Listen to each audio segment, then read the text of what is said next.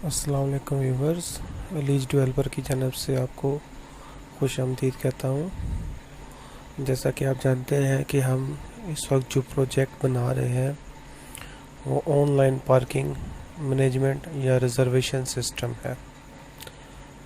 तो अभी तक हमने आपको एक ओवरव्यू बताया था कि ये प्रोजेक्ट फाइनली क्या काम करेगा, किस तरीके से काम करेगा। तो हम उसकी बाकायदा आगाज़ करते हैं कि उस प्रोजेक्ट को हम बनाएंगे कैसे। तो व्यूअर्स, उस प्रोजेक्ट को बनाने के लिए जो चीज़ें आपको रिक्वायरमेंट हैं, जो चीज़ें आपको रिक्वायर हैं, जो सॉफ्टवेयर या जो टूल आप यूज़ करेंगे, उसके लिए आपको दो सॉफ्टवेयर जो इम्पोर्टेंट सॉफ्टवेयर है वो इंस्टॉल करने पड़ेंगे। एक तो आपको विजुअल स्टूडियो इंस्टॉल करने पड़ेगा। अब जैसा कि आप देख रहे हैं कि मैंने विजुअल स्टूडियो 2005 इंस्टॉल किया है, तो आप लेटेस्ट वर्जन में इंस्टॉल कर सकते हैं, उससे कोई फ़र्क नहीं पड़ेगा। और इसके अलावा आपको एसक्यूएल सर्वर इंस्टॉल करना पड़ेगा। एसक्यूएल सर्वर एक डेटाबेस मैनेजमेंट सिस्टम है जिसमें आप डेटाबेस बनाएंगे, जिसमें आप अपना सारा डाटा सेव करेंगे। तो ये दोनों चीज़ें इंस्टॉल करने के बाद तो आप अपना प्रोजेक्ट इसमें बनाएंगे। तो उसके लिए आपको सबसे पहले विजुअल स्टूडियो ओपन करना पड़ेगा। तो विजुअल स्टूडियो आप ओपन करेंगे, जैसा कि आप देख रहे हैं कि मैंने विजुअल स्टूडियो 2005 इंस्टॉल किया हुआ है। तो आपके सामने इस तरह की स्क्रीन ओपन हो जाएगी। अब उसमें आप क्रिएट वेबसाइट के ऊपर क्लिक करेंगे या फाइल मेन्यू में जाके आप क्रिएट वेबसाइट करेंगे। तो आपके सामने ये एक डायलॉग बॉक्स ओपन हो जाएगा न्यू वेबसाइट का। तो इसमें आप ASP.NET वेबसाइट ही सिलेक्ट करेंगे और उसके बाद आप यहाँ पर लोकेशन बताएंगे कि आपने ये वेबसाइट अपनी किस जगह सेव करनी है। तो उस लोकेशन पे व्यूअर्स ये एक फ़ोल्डर बना देगा और उस फोल्डर के अंदर जितनी भी फाइल्स और पेजेस हैं वो तमाम सेव करेगा। यहाँ पर आपने याद रखना है कि आपने लैंग्वेज विजुअल बेसिक ही सिलेक्ट करनी है। उसके बाद ओके प्रेस करेंगे तो व्यूअर्स ये विजुअल स्टूडियो एक फ़ोल्डर बना देगा। उस फोल्डर में आपको तमाम पेजेस जो आप बनाते जाएंगे साथ साथ वो शो होंगे। तो व्यूअर्स, सबसे पहले यहाँ पर आप देखें, आपको राइट साइड पे एक सॉल्यूशन एक्सप्लोरर की टैब नज़र आ रही है। अगर यहाँ पर नहीं नज़र आ रही तो आप व्यू से जाके इसको जो है ना वो विजिबल टू कर सकते हैं ताकि ये यहाँ पर शो होनी शुरू हो जाए। अब सॉल्यूशन एक्सप्लोरर पर अगर आप ओपन करें तो इस वक्त आपको यहाँ पर 3 आइटम नज़र आएंगे जो उसने ऑलरेडी क्रिएट कर दिए हैं। एक ऐप डाटा के नाम से एक डिफ़ॉल्ट पेज उसने बना दिया है, ठीक है ना, default.aspx। जैसा कि आप यहाँ देखेंगे ASPX, ये ASP की जो है ना उसने एक पेज बना दिया है, ASP का एक पेज बना दिया है और उसके साथ ही उसने एक web.config की एक फ़ाइल बना दी। ये कॉन्फ़िगरेशन फ़ाइल है। व्यूअर्स, साथ साथ मैं आपको बताता जाऊंगा कि इस हर एक फ़ाइल का क्या मतलब है, वेब कॉन्फ़िग का क्या मतलब है, ऐप डाटा का क्या मतलब है।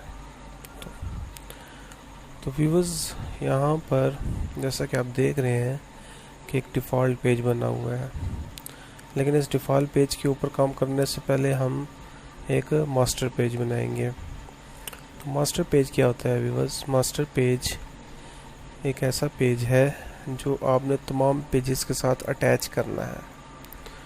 मास्टर पेज में आप अपना हेडर डिफ़ाइन करते हैं और जो आपकी वेबसाइट है उसका एक हेडर होता है, एक फुटर होता है और हेडर के साथ नीचे आपके कुछ टैब्स होते हैं जैसे होम, अबाउट अस, जिसको आप मेन्यू कहते हैं, वो होता है।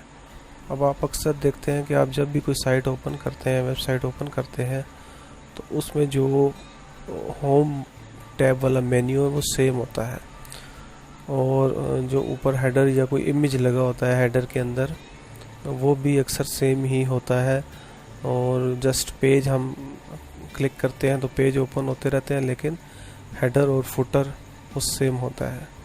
तो व्यूवर्स वो हम मास्टर पेज में डिफ़ाइन कर देते हैं हेडर, फुटर और मेन्यू वगैरह, या हेडर इमेज वगैरह, बैनर वगैरह जो भी लगाना है तो वो हम एक ही बार बनाएंगे। और जब भी हम कोई नया पेज बनाएंगे, मिसाल के तौर पर डिफ़ॉल्ट पेज बनाते हैं, होम पेज या अबाउट अस का पेज बनाते हैं, तो हम उसके साथ सिंपल वो मास्टर पेज अटैच कर देंगे। तो उससे ये होगा कि हमें बार बार वो हेडर या फुटर नहीं बनाना पड़ेगा। तो इसलिए हम सबसे पहले मास्टर पेज बनाते हैं।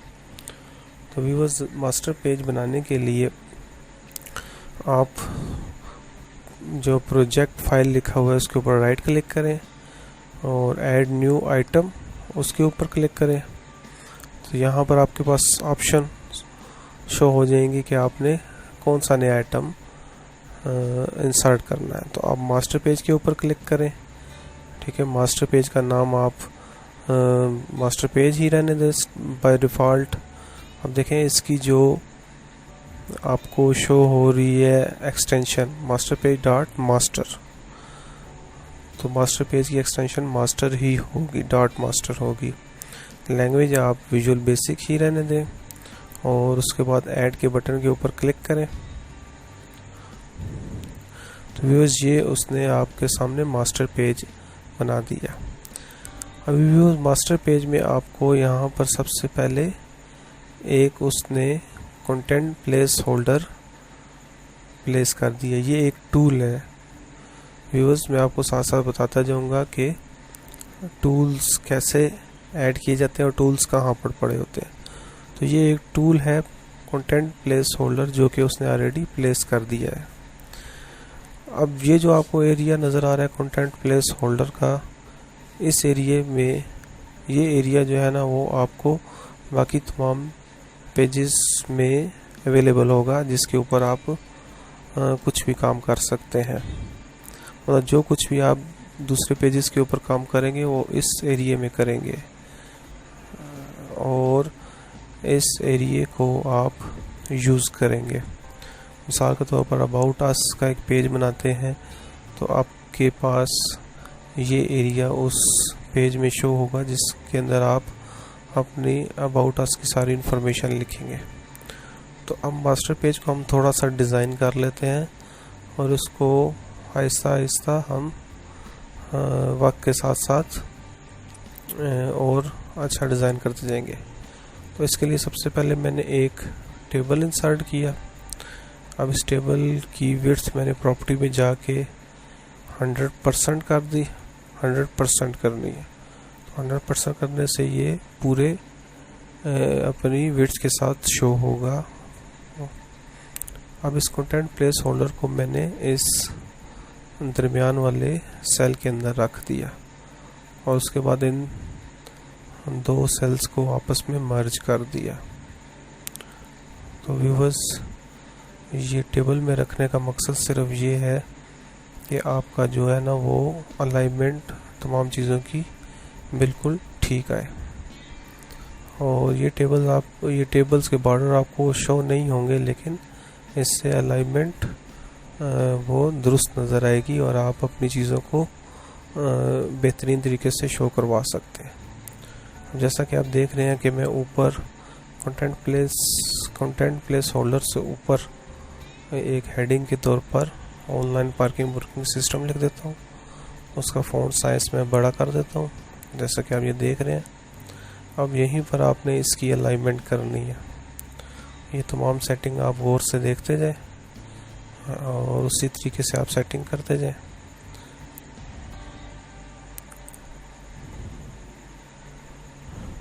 तो व्यूअर्स, मैं लेफ़्ट साइड पे जो एरिया है उसको थोड़ा सा एक्सटेंड कर देता हूँ। तो व्यूअर्स, मैंने ये अब आर्जी तौर पर एक मास्टर पेज बना लिया है। अब वक्त के साथ साथ मैं इसको फर्दर डिज़ाइन करता जाऊँगा। If you like the video, so click on the like button and write the comments. Subscribe the channel for more informative videos.